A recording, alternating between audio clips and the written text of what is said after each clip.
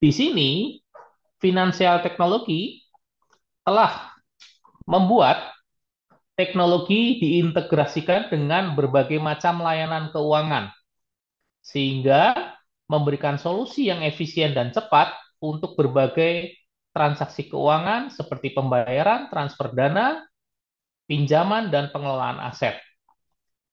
Finansial teknologi atau fintech mempermudah transaksi yang sebelumnya rumit dan memperluas akses ke layanan keuangan terutama bagi masyarakat yang tidak terjangkau oleh sistem perbankan tradisional. Manfaat dari finansial teknologi yaitu mempercepat dan menyederhanakan proses keuangan, ya, menyediakan akses yang lebih luas bagi masyarakat serta meningkatkan transparansi dan mengurangi resiko transaksi. Ya, jadi kalau kita saat ini mungkin ya, adik-adik sekalian mahasiswa yang sering eh, melihat ya di FYP yang dibawakan oleh Timothy Ronald ya, salah satu influencer tentang cryptocurrency ya, di mana dia selalu menyampaikan bahwa jika masyarakat ingin memiliki akses keuangan yang tanpa batas, ya sebaiknya mereka atau masyarakat ini bisa memiliki e-wallet yang memang sudah didukung oleh finansial teknologi, ya di mana salah satunya dengan memiliki cryptocurrency yang bisa diakses di manapun, kapanpun tanpa ada batasan apapun. Ya, disinilah karena adanya finansial teknologi ini peran dari lembaga-lembaga yang ada di Indonesia menjaga menjaga bagaimana masyarakat ini mendapatkan perlindungan konsumen yang baik. Ya, lembaga apakah yang bisa yang ada di Indonesia yaitu salah satunya adalah OJK dan Bank Indonesia. Akan tetapi yang menjaga perlindungan konsumen yaitu adalah otoritas jasa keuangan. Ya, peran otoritas jasa keuangan pada teknologi finansial teknologi ini yaitu untuk mengeluarkan regulasi ya di mana mengatur industri keuangan digital serta memastikan keberlanjutan dan manfaatnya bagi masyarakat dalam menjaga perlindungan konsumen. Ya, karena dengan semakin hebatnya teknologi finansial teknologi ini, begitu juga meningkat juga ya perkembangan dari kriminalitas-kriminalitas yang terjadi di masyarakat ya baik dari sisi eh, akses maupun literasi-literasi yang harus dipahami oleh masyarakat terutama di wilayah Republik Indonesia ini. Salah satu teknologi atau fintech yang mungkin seringkali dihadapi atau seringkali kalian tanpa sadari sudah dilakukan yaitu dengan penggunaan yang namanya uang elektronik atau e-money ya. E-money mungkin bagi para mahasiswa hanya sekedar sebatas kalian punya e-money terus kalian gunakan untuk bayar tol ya. Sebetulnya e-money ini tidak hanya sebatas untuk pembayaran gerbang tol saja, tapi penggunaan e-money ini berkembang sangat pesat ya. Jadi e-money ini bukan kartu yang hanya dikeluarkan oleh beberapa bank ya, tapi e-money ini adalah uang yang digunakan ya dalam transaksi online melalui jaringan komputer seperti internet. Ya, e-money memiliki nilai tersimpan yang berkurang saat digunakan untuk pembayaran. Ya, fungsi e-money ini bisa digunakan untuk berbagai jenis pembayaran seperti transportasi, parkir, tol, dan makanan cepat saji. Ya, ini berbeda dari kartu single purpose ya, yang seperti kalian ketahui. Ya, jadi kebetulan salah satu bank di Indonesia sudah menggunakan kartunya namanya dengan e-money ya, padahal e-money itu adalah tentang berbicara tentang uang yang digunakan dalam transaksi online melalui jaringan komputer. Ya, jadi kalau kalian mengenal dari salah satu bank mengistilahkan kartunya yaitu e-flash, ya ada juga yang e-money atau BRIS atau apapun itu adalah salah satu bentuk e-money.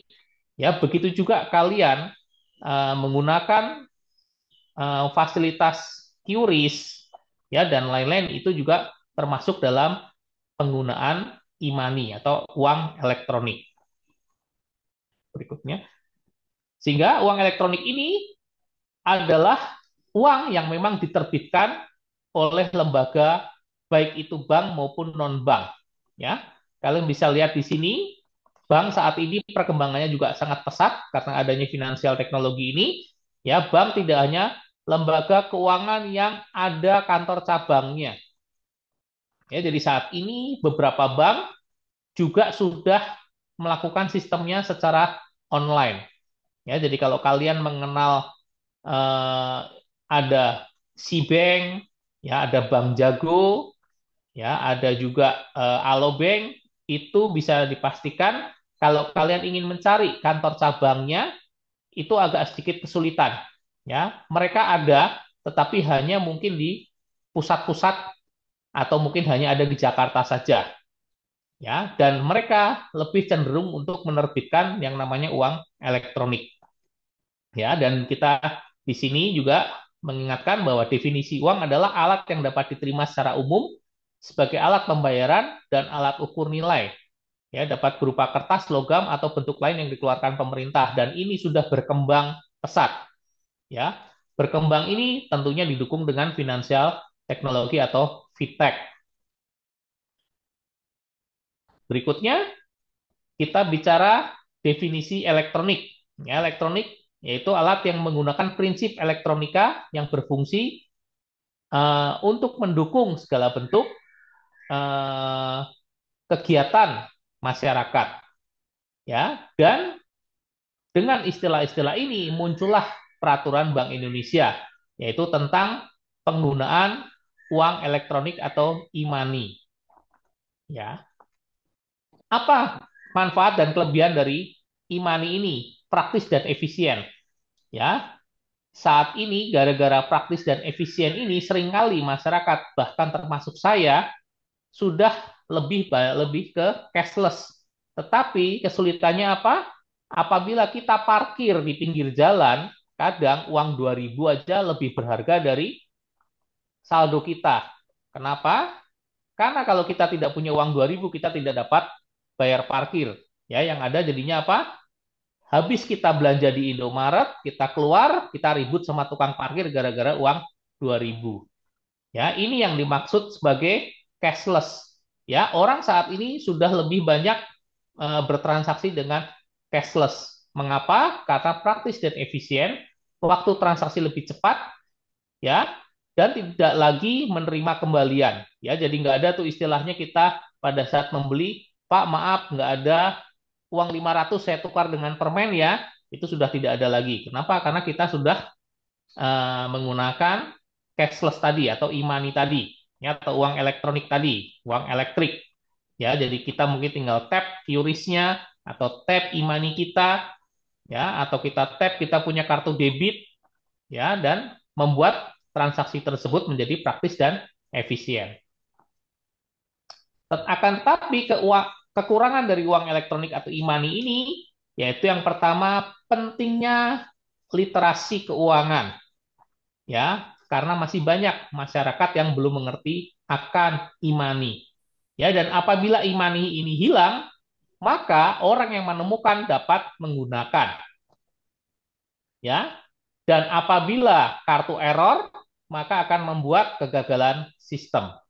Ya, di sini mungkin kegagalan sistem tidak hanya bicara kartu error juga.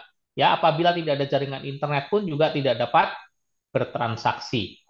Ya, jadi ini hal-hal yang harus dipahami oleh masyarakat. Ya, fitur uang elektronik. Ya, yang pertama adalah transferability, yaitu fitur yang memberikan batasan transaksi tanpa batas. Ya, jadi selama kita memiliki saldo dan eh, merchant kita bisa menerima pembayaran dengan sistem elektronik, maka kita bisa bertransaksi tanpa batasan.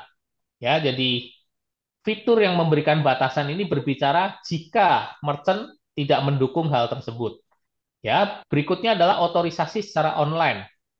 Ya, penerbit harus memvalidasi ya yang dilakukan oleh nasabah atau pemegang kartu ya. Tetapi apabila kalian menggunakan e-money itu sama sekali langsung otomatis ya. Sehingga kalau kalian simpan uang kalian di e-money dan e-money itu tercecer atau jatuh, yang menemukan bisa langsung menggunakan ya. Terus kemudian penyelenggara melakukan collect data terhadap nasabah ya. Dan uang yang ada pada e-money hanya dapat digunakan sekali. Jika dana habis, maka tidak bisa digunakan ya. Jadi harus ada top up lagi atau pengisian ulang. Ya, berikutnya e-money didesain untuk dapat digunakan di mana saja. Ya, jadi contoh nih, kalian punya rekening di Indonesia, ya, kemudian kalian jalan-jalan di Singapura, ya, dan di Singapura ada barcode QRIS, ya, maka kalian pemakai tabungan di Bank Indonesia di Indonesia dapat langsung bertransaksi di sana, ya, tanpa lagi ada batasan atau ada biaya-biaya yang lebih besar lagi, ya. Dan berikutnya juga penggunaan smart card, ya. Smart card ini juga bertindak sebagai uang elektronik yang dapat ditambahkan, ya, dan dapat digunakan pada aplikasi-aplikasi yang memang sudah menerima dari pembayaran atau dapat mendeteksi uang elektronik kita. Ya, tentunya finansial teknologi ini tidak akan dapat berjalan apabila tidak didukung dengan yang namanya internet. Ya, dan saat ini internet ini juga sudah digunakan oleh perbankan ya yang disebut sebagai internet banking. Ya, internet banking adalah layanan perbankan yang memungkinkan nasabah mengakses rekening mereka melalui internet menggunakan browser. Ini bicara dahulu. Ya, jadi dahulu ketika bicara internet banking, yaitu harus menggunakan browsing. Ya, akan tetapi saat ini perkembangannya juga sudah sangat pesat sekali ya, di mana internet banking ini kemudian di breakdown menjadi mobile banking, ya, yang masuk di handphone kalian dan kalian dapat gunakan kapan saja, ya, atau yang disebut sebagai mobile banking, ya. Dengan adanya mobile banking, jarang sekali yang sudah menggunakan internet banking, ya. Mungkin internet banking ini sangat terasa sekali bagi para nasabah BCA. Ya, ini maaf ya menyebut salah satu nama bank. Kenapa? Karena dahulu berbicara 4-5 tahun ke belakang, penggunaan internet banking ini betul-betul sangat memudahkan nasabah BCA untuk dalam bertransaksi ya, baik itu mengirim uang maupun menerima uang tanpa harus datang ke bank. Ya, hanya cukup menggunakan laptop, buka browsing, masuk ya. Dan saat ini internet banking juga masih tetap memiliki fitur keamanan yang paling kuat dibandingkan dengan mobile banking. Ya, sama-sama bisa transaksi perbankan dilakukan kapan saja, di mana saja. Ya, selama kalian punya laptop, kalian bisa browsing, internet banking ini bisa digunakan. Ya, akan tetapi dengan perkembangan waktu dan dinamis dari masyarakat, ya, akan kebutuhan masyarakat, maka ini berkembang menjadi mobile banking, ya, yang bisa diakses di handphone dengan kalian download aplikasi dari bank tersebut, ya. Itu mungkin yang kita bisa lihat teknologi-teknologi yang mendukung finansial teknologi ya atau fintech. Ya, berikutnya ada istilah namanya crowdfunding. Ya, crowdfunding ini adalah metode pengumpulan dana untuk proyek atau perusahaan kecil ya yang melibatkan kontribusi dari berbagai macam individu. Ya, ini yang disebut sebagai platform-platform berbasis internet. Ya, jadi kalau kalian lihat saat ini orang-orang ya sudah bisa memanfaatkan ya dengan membuka toko online ya dengan menjadi pencetus platform ya, walaupun maaf mungkin sebagian dari funder-funder tersebut nggak amanah ya, tapi terlebih dari itu bisa terjadi karena adanya finansial teknologi ini. Ya, jadi para influencer bisa membuat startup, ya, bisa mengembangkan segala macam bisnisnya, ya, dari memudahkan orang berinvestasi atau sekarang orang ingin membuka toko tidak perlu harus memiliki ruko, ya cukup membuka toko online, ya itu bisa terjadi karena adanya perkembangan teknologi fintech ini. Ya, jenis-jenis crowdfunding ini yaitu yang satu donation based crowdfunding, yang kedua reward crowdfunding, debt atau land based crowdfunding, yang keempat equity based crowdfunding.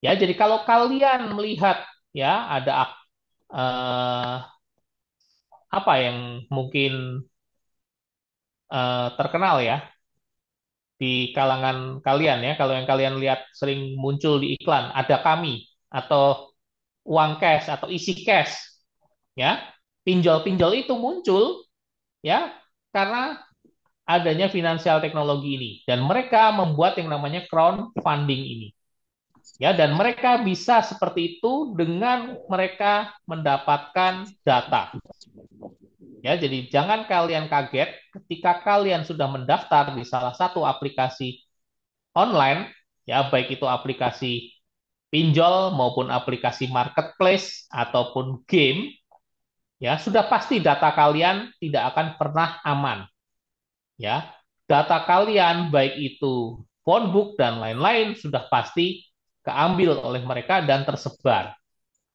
ya ini yang juga menjadi salah satu bagian dari literasi keuangan yang penting harus dipahami oleh masyarakat ya dan dari crowdfunding ini berevolusilah mereka menjadi peer-to-peer atau P2P lending.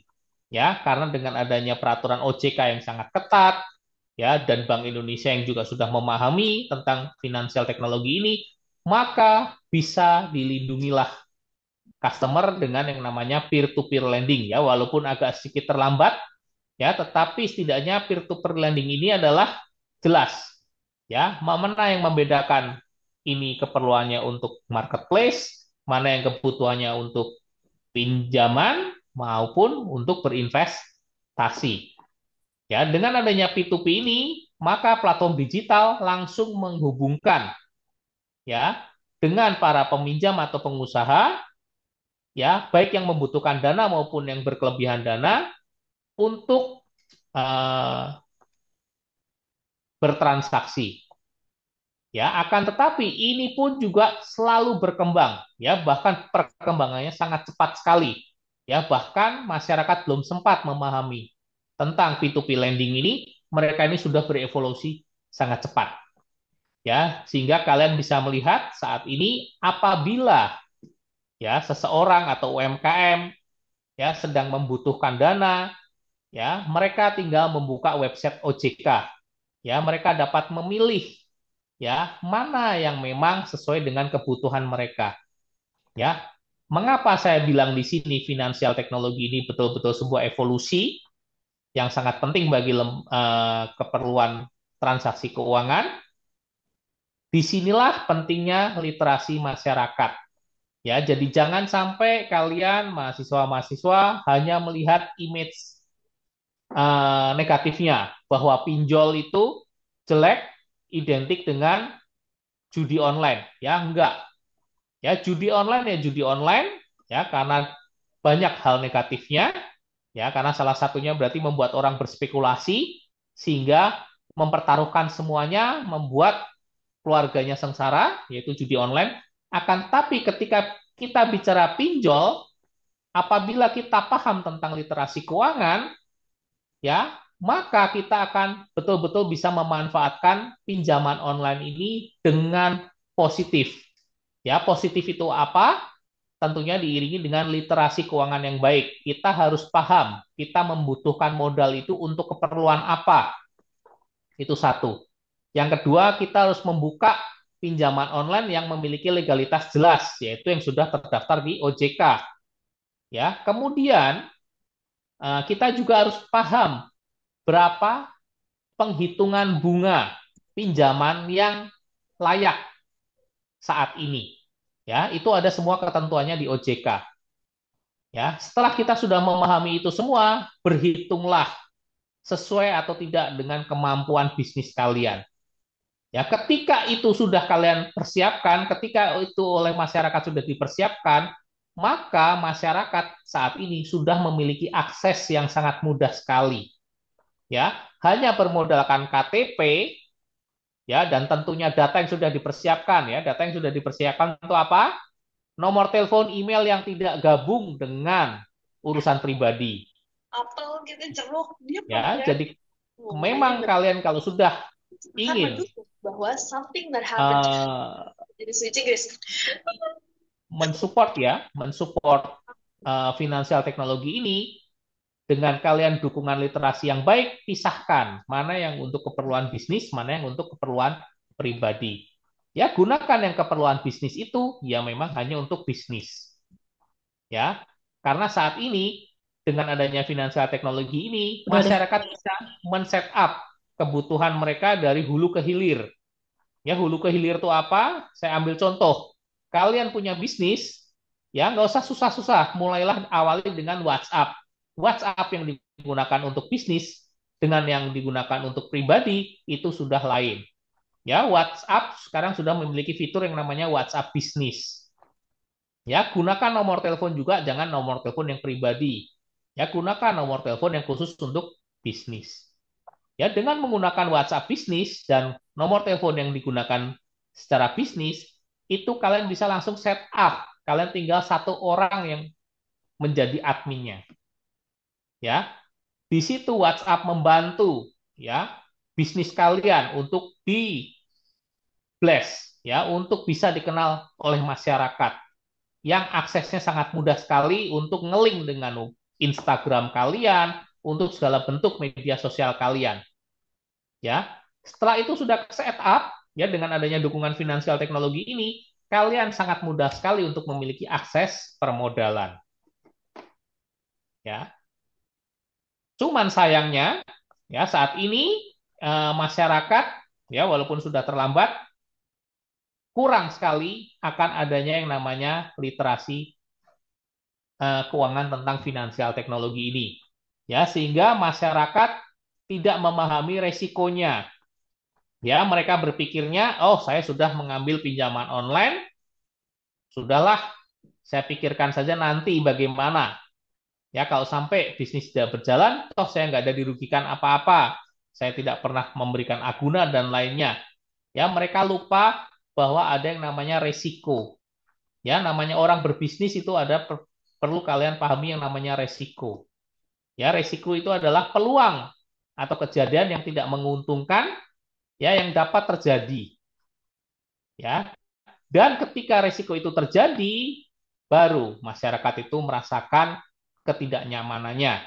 Ya, datanya sudah tersebar, dimanfaatkan oleh orang-orang yang tidak bertanggung jawab, ya, sehingga eh, mereka merasa betul-betul dirugikan, desperate, ya, sampai muncul hal-hal negatif. Ya, ini yang menjadi bentuk negatif dari perkembangan teknologi saat ini. Ya, dan di sini saya ingin menjelaskan resiko ini berarti bicara tentang resiko-resiko yang bisa bisa terjadi apabila kalian sudah mengenal yang namanya finansial teknologi ya. Berbicara tentang resiko berarti kita bicara resiko individual. Ya, berbicara resiko individual ini berbicara berarti data kalian sudah tidak lagi uh, bisa kalian proteksi. Ya, semua orang bisa memiliki akses akan data kalian. Ya, adanya resiko perusahaan ketika kalian menggunakan satu nama dan kalian tidak dapat menjalankan bisnis itu dengan baik, maka resiko perusahaan tersebut namanya langsung bisa jelek. Ya, itu yang kalian bisa lihat ya saat ini betapa ketatnya persaingan tentang skincare ya, ini terutama yang cewek-cewek nih. Ya, begitu cacat satu aja ya. Mungkin kalian tentang melihat ya banyak sekali FYP yang di launching oleh dokter detektif ya, sehingga mengakibatkan resiko itu langsung kena dampak yang signifikan sekali terhadap bisnis tersebut. Ya, baru kemudian masuk ke resiko pasar ya. Ketika itu sudah masuk, ya sudah ya sulit untuk membuat bisnis itu kembali lagi. Ya, itu juga terjadi tidak hanya di bisnis-bisnis online. Ya, akan tetapi betul-betul perkembangan teknologi saat ini masyarakat ini betul-betul harus paham akan tersebut. Ya, dengan kalian memiliki literasi yang baik, kalian bisa bijak dalam menggunakan teknologi ini. Ya, sehingga kalian bisa memilah-milah ya, apabila saya mengambil ini, apa resikonya terhadap saya. Ya, dan kalian bisa meminimalkan resiko tersebut. Ya, jadi di sini kita bisa tarik kesimpulan ya bahwa finansial teknologi ini adalah sebuah inovasi yang menggabungkan teknologi dengan layanan keuangan ya yang mempermudah transaksi, meningkatkan akses, ya mendukung inklusi keuangan, memberikan layanan cepat, akan tetapi juga menghadirkan tantangan-tantangan yang harus dipahami secara literasi kepada masyarakat. Tantangan itu seperti apa? Bagaimana masyarakat harus bisa menjaga keamanan data, paham tentang regulasi, ya, paham tentang resiko-resiko, baik itu resiko yang akan dihadapi secara eh, pribadi ya, karena sifatnya adalah namanya bisnis itu bisa untung bisa rugi, maupun resiko penipuan ya yang datang dari hacker-hacker yang selalu update ya akan perkembangan teknologi ini ya. Jadi secara keseluruhan finansial teknologi ini betul-betul sudah merubah sistem industri keuangan saat ini. Dan semoga adik-adik mahasiswa di sini akan selalu berusaha belajar dan mengupdate uh, sebisa mungkin pemahaman tentang finansial teknologi di dalam industri keuangan ini.